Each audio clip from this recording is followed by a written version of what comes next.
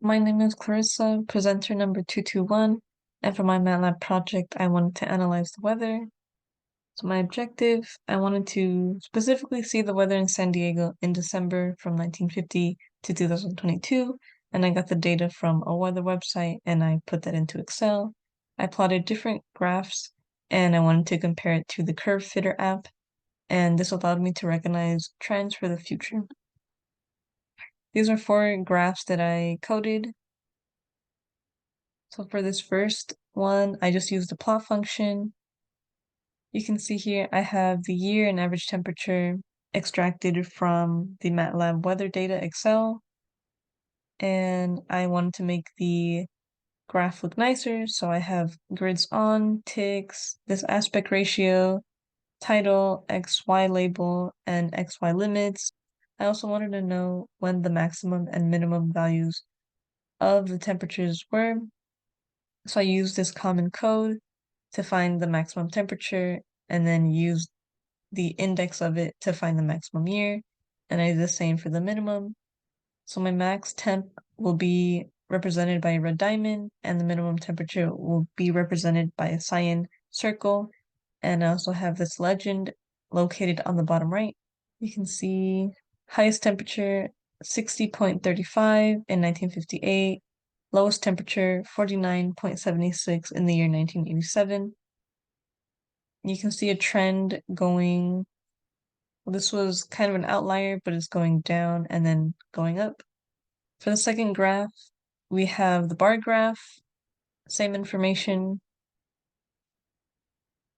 And here's how that looks like.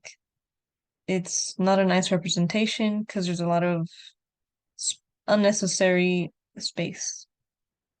And next, the scatter plot, which is similar to the plot function, but it uses circles rather than lines.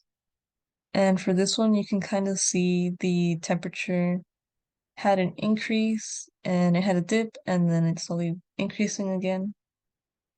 And now for the 3D colored graph, I got online help for this and I wanted to see how it would look like. And this one isn't a nice representation because the colors from the 3D graph don't correspond to the data points.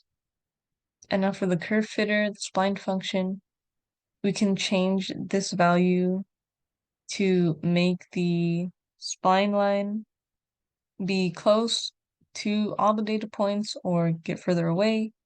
And here we have an R-squared value that shows how close our spline line is close to the data points.